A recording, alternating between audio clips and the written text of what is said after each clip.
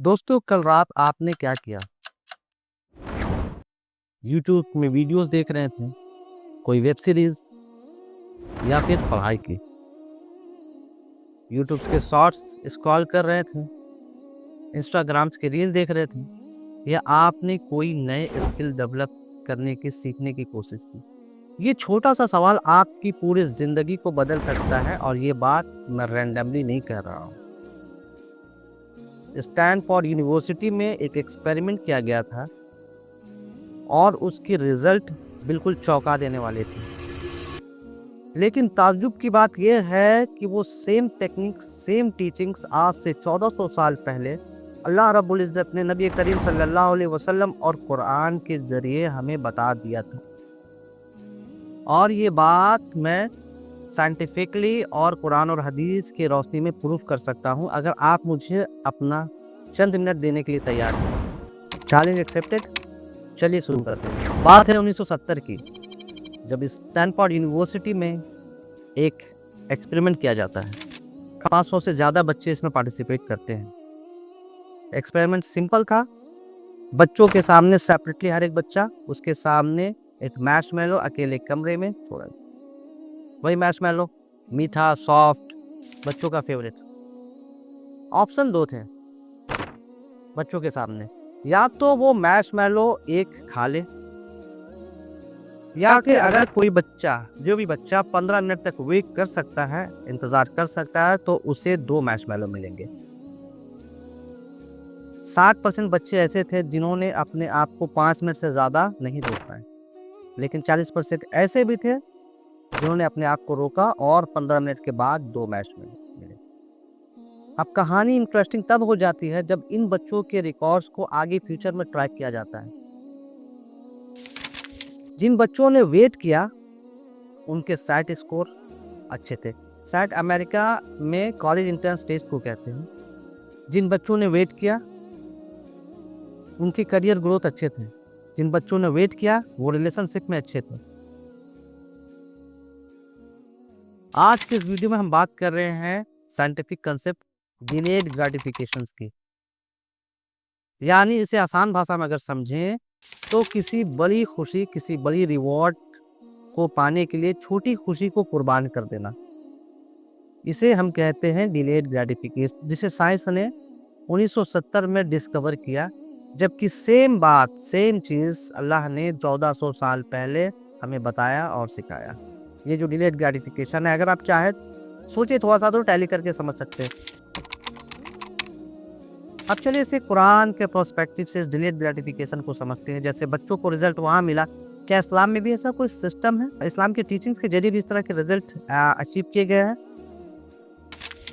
ये बात है मिस्र की, ये बात है हज़रत यूसुफ अलैहिस्सलाम की। वो खूबसूरत नौजवान जो मिस्र के बादशाह के घर में रहता था, उसके महल में रहता था, उस बादशाह की एक बीवी थी, जुलेखा, जो कि यूसुफ अलैहिस्सलाम की खूबसूरती की वजह से यूसुफ अलैहिस्सलाम से अट्रैक्ट हो चुकी थी। एक दिन मौका पाते ही जब जुलेखा ने हज़रत यूसुफ अलैहिस्सलाम को अपने हवस का शिकार बनाना चाहा, तो एक मिनट रुकिए, इंस्टेंट ग्रेटिफिकेशन क्या कहती? वक्ती मजा, पावर, पावर था, प्लेजर था, लग्जरी लाइफ थी। लेकिन यूसुफ अलैहिस्सलाम ने कहा ये गुनाह है। उसने अपने आप को, अपने नफ्स को कंट्रोल में किया। क्या इसके लिए उन्हें कुछ मतलब पे भी करना पड़ा? हाँ, पड़ा ना। यूसुफ अलैहिस्सलाम जेल जाते हैं, मुशक्कतें बर्दाश्त करते हैं, दिन महीनों में, महीने साल में तब्दील होते हैं। लेकिन इसका लॉन्ग टर्म रिजल्ट क्या था? अल्लाह रब्बुल इज़्ज़त ने उसी यूसुफ अलैहिस्सलाम को दुनिया और आखिरत दोनों की कामयाबी दी। ये वही यूसुफ अलैहिस्सलाम है जिसको हम और आप आज जान रहे हैं। ये वही यूसुफ अलैहिस्सलाम है जिसको अल्लाह ने मिस्र का मिनिस्टर बनाया। ये है असल मार्शमैलो टेस्ट। अब जब न्यूरो साइंस से हम इसे समझिए तो दो चीज़ें हैं। एक को साइंस के अकॉर्डिंग कहा जाता है प्रीफ्रंटल कॉर्टेक्स। ये हमारे दिमाग का वो हिस्सा है जो हमें सोच समझकर फैसले लेने में मदद करता है। दूसरी तरफ है लिम्बिक सिस्टम, जिसे सब कुछ इंस्टेंट चाहिए, यानी बच्चों की तरह, ये हमारे रिवॉर्ड सिस्टम को कंट्रोल करता है।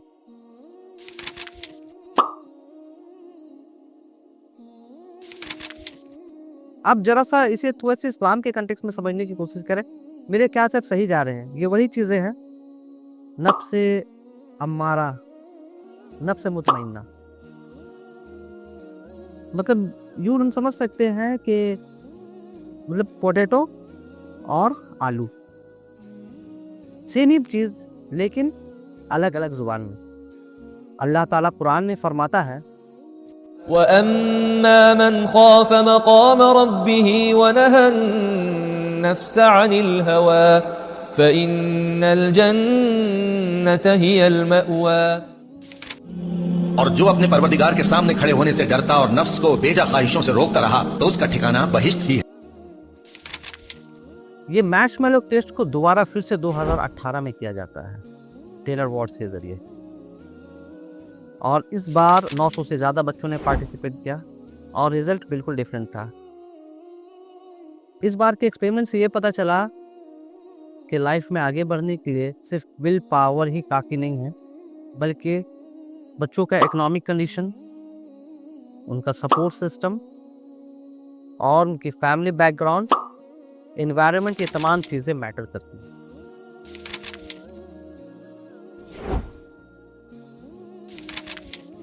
तो क्या इस्लाम के पास ऐसा कोई सिस्टम है जहाँ पे ये तमाम चीज़ें मिलती हैं?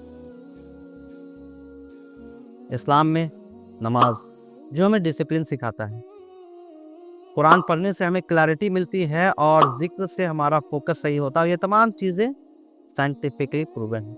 रिसर्च से ये पता चला है कि रिलीजियस प्रैक्टिस से प्रीफ्रंटल कॉर्टेक्स जो है, ब्रेन का वो हिस्सा जो सोच समझ के फैसले लेने में हमें मदद करता है, वो इम्प्रूव होता है। इंसान के अंदर सेल्फ कंट्रोल आता है। तो क्या रोज़े रखने से सेल्फ कंट्रोल नहीं आता? अल्लाह ताला ने फरमाया लअल्लकुम तत्तकून, रोज़े से हमारे अंदर तकवा आता है, हमारे अंदर सेल्फ कंट्रोल आता है। तो कुरान भी तो वही बातें कह रहा है जो साइंस आज इतने साल बाद कहीं ना कहीं प्रूव कर रहा है। अब क्या ये सारे टीचिंग्स और टेक्निक आज के दौर में भी कारगर है? क्या हम इसे आज के दौर में भी समझ के चल सकते हैं? आज का दौर उस दौर से ज़्यादा खतरनाक है, क्योंकि ये बात हो रही थी 1970 की, जिस वक्त ना तो मोबाइल फ़ोन थे ना ही सोशल मीडिया। आज का डिस्ट्रैक्शंस का लेवल इतना ज़्यादा बढ़ चुका है कि आज एक एवरेज इंडियन 7 घंटे से ज़्यादा मोबाइल पर बिताता है। हमारा अटेंशन स्पैन 8 सेकंड का रह गया है, जो कि एक गोल्ड फिश से भी कम।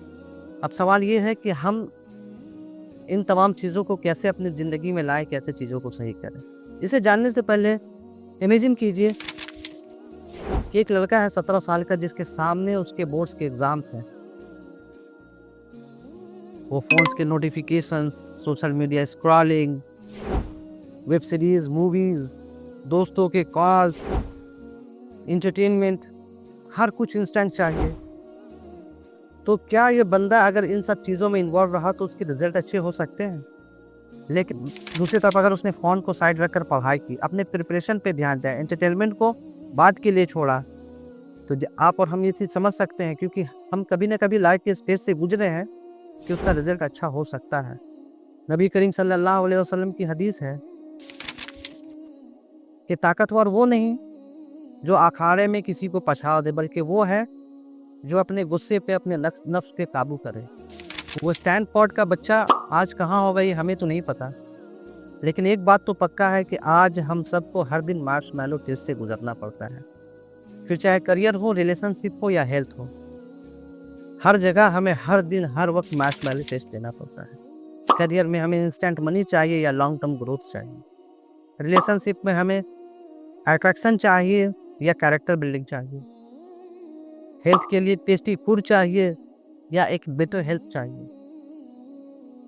फैसला आपकी है, ज़िंदगी आपकी है। तो इंशाअल्लाह अगर हम इस्लाम को अपने डे टू डे लाइफ में प्रैक्टिस में लाएं, तो इंशाअल्लाह ताला हम भी वो रिज़ल्ट अप्रूव कर सकते हैं जो रिज़ल्ट वो स्टैनफोर्ड का बच्चा अचीव किया।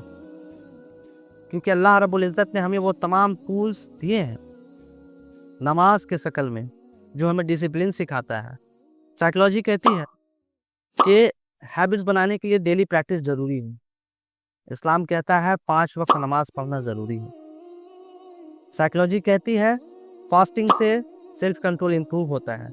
इस्लाम कहता है रोज़े रखने से सेल्फ कंट्रोल इम्प्रूव होता है। साइकोलॉजी कहती है डिलेड ग्रेटिफिकेशन। इस्लाम कहता है नफ्स पे काबू। यानी ये तमाम वही सारी बातें हैं। अब हम कर क्या सकते हैं को अचीव करने के लिए? आप अपने आप में एक 21 दिन का या 30 दिन का चैलेंज लें कि इंशाअल्लाह अब हम फजर से पहले अपने मोबाइल को नहीं टच करेंगे। बहुत आसान है, ज़्यादा मुश्किल नहीं। हमारे दिन का 1 घंटा ऐसा होगा जब मुझे मोबाइल को छूना नहीं है, बल्कि स्टडी करना है, कुरान पढ़नी है, जिक्र में बैठना है, क्योंकि इससे हमारा फोकस और कंसंट्रेशन सही होता है। तो इंशाअल्लाह अगर हम एक रूटीन बना के इन तमाम चीज़ों को अपनी ज़िंदगी में दाखिल करने की कोशिश करें तो हमारा फ्यूचर भी बेहतर हो सकता है, क्योंकि अल्लाह ताला का वादा है कुरान के अंदर। और जिन लोगों ने हमारे रास्ते में मेहनत की, हम उनको जरूर अपने रास्तों पर चला देंगे, और अल्लाह तो नेकुकारों के साथ है। बारकल्लाहु फीकुम। और इस तरह के रिसर्च भी इस वीडियो को देखने के लिए आप हमारे चैनल को सब्सक्राइब करें, शेयर करें अपने दोस्तों फैमिली मेम्बर्स के साथ, ताकि उन्हें भी ये फैक्ट्स पता कर चल सके। कमेंट कर बताएं कि आप कौन सा चैलेंज लेने वाले हैं, आप इसे अपनी ज़िंदगी में किस तरह से इम्प्लीमेंट करेंगे। इंशाअल्लाह मिलते हैं अगले वीडियो में।